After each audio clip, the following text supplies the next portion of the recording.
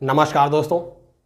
दोस्तों, हिंदी साहित्य जिसके बिना अधूरा है। दोस्तों, हिंदी साहित्य जिससे शोभा पाता है, जिसके दोहे और पद आज तक समाज के अंदर वैज्ञानिक महत्व रखते हैं, जो अपने जीवन में अनपढ़ होने का दावा करता है। मस कागज छुओ नहीं, कलम गही ना हाथ। जी हाँ दोस्तों, आज हम उसी महान हिंदी साहित्य के कवि कबीरदास की बात कर रहे हैं। दोस्तों, कबीरदास जी के जन्म से संबंधित कई सारी कहानियां प्रचलित हैं। समाज में एक कहानी है, कबीरदास जी एक विधवा ब्राह्मणी के पुत्र थे। समाज के कलंक से बचने के लिए उसने तालाब के किनारे कबीरदास जी को छोड़ दिया और वहीं नीरू और नीमा नाम के दो मुस्लिम दंपति थे, उन्होंने कबीरदास जी का लालन पालन किया। कबीरदास जी के जो गुरु थे रामानंद जी थे, जिन्होंने कबीरदास जी को शिक्षा दीक्षा देने का कार्य किया। दोस्तों, कबीरदास के दोहे और पद आज भी उतना ही महत्व रखते हैं जितना उस समय में रखते थे। कबीरदास मनुष्य समुदाय की उन्नति में अहंकार को मानते हैं। अहंकार उसकी मुख्य बाधा है, क्योंकि व्यक्ति के अंदर जब तक मैं रहेगा, मीन्स मैं कुछ कर रहा हूं, तब तक व्यक्ति की जीवन में रुकावट रहेगी। कबीरदास जी कहते हैं, जब मैं था तब हरि नहीं, अब हरि है मैं नाही। सब अंधियारा मिट गया, जब दीपक देखा माही। कबीरदास जी कहते हैं कि व्यक्ति के अंदर जब तक रहता है कि जो कुछ भी संसार में हो रहा है वह व्यक्ति कर रहा है, तब तक उसे ईश्वर की प्राप्ति नहीं हो सकती। तभी तो कबीरदास जी कहते हैं, प्रेम गली अति सांकरी, तामय दो न समाए। कि प्रेम रूपी जो गली है, ईश्वर को प्राप्त करने की जो गली है, वह अत्यंत सक्रिय है। उसमें मैं अर्थात अहंकार और ईश्वर दोनों एक साथ नहीं समा सकते। इसीलिए इस शरीर की निरर्थकता के ऊपर भी कई दोहे लिखते हैं। कबीरदास जी कहते हैं, रात गवाई सोए कर, दिवस गवायो खाए। हीरा जन्म अनमोल था, कौड़ी बदले जाए। और दोस्तों, कबीरदास इस शरीर की निरर्थकता के ऊपर कई दोहे लिखे हैं। यह तन कांचा कुंभ है, लिया फिरें थे साथ। ढपका लागा फूट गया, कछुना आवा हाथ। कबीरदास जी कहते हैं कि ये जो तन है, ये शरीर है, एक घड़े की तरह है। इसको मनुष्य संभाले संभाले पूरे जीवन भर फिरता रहता है और अंत में धक्का लगता है और उसके हाथ रिक्त रह जाते हैं, उसके हाथ कुछ भी नहीं आता है। तो इस शरीर की निरर्थकता के ऊपर भी कबीर लिखते हैं। दोस्तों, कबीरदास बहुत बड़े समाज सुधारक भी रहे, जिन्होंने समाज को समय समय पर आईना दिखाने का काम किया।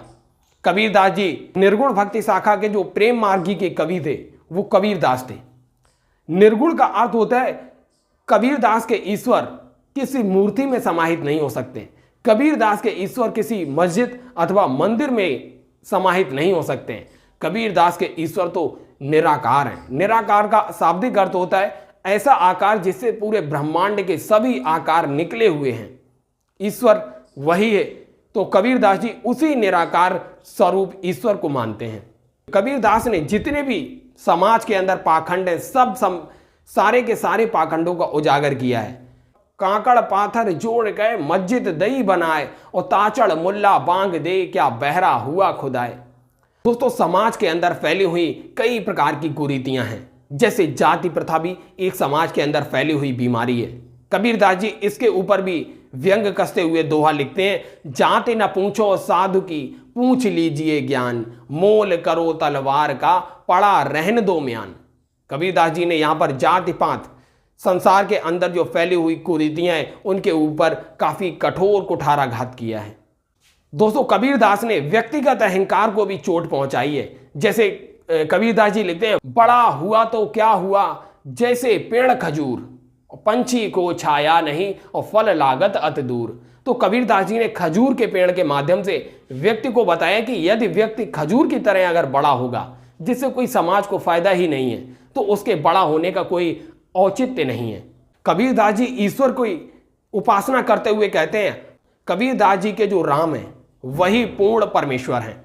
कबीरदास जी ईश्वर की प्रार्थना करते हुए कहते हैं, हरि मोर पियू मैं राम की बहुरिया। और कभी कभी कबीरदास जी कहते हैं, हर जननी मैं बालक तोरा। कबीरदास अपने राम के साथ पति और पत्नी का संबंध बना लेते हैं, और कभी कभी कबीरदास अपने हरि के साथ बालक और पिता का संबंध बना देते हैं। तो ये प्रेम है कबीरदास जी का, जो कई रूपों में ईश्वर के साथ प्रकट होता है, जो दोस्तों कहीं ना कहीं त्वमेव माता च पिता त्वमेव की संकल्पना को ही पूर्ण करता है। कबीरदास जी की साहित्यिक भाषा अगर आप देखेंगे तो उनकी साहित्यिक भाषा में आपको हरियाणवी भी मिलेगी, राजस्थानी भी मिलेगी, ब्रज भाषा भी मिलेगी और कहीं कहीं पर आपको अवधी भाषा का भी समावेशन मिलेगा। तो दोस्तों कबीरदास जी की जो भाषा है वो पंचमेल खिचड़ी जैसी है, जिसमें बहुत सारी भाषाओं का समावेश किया गया है।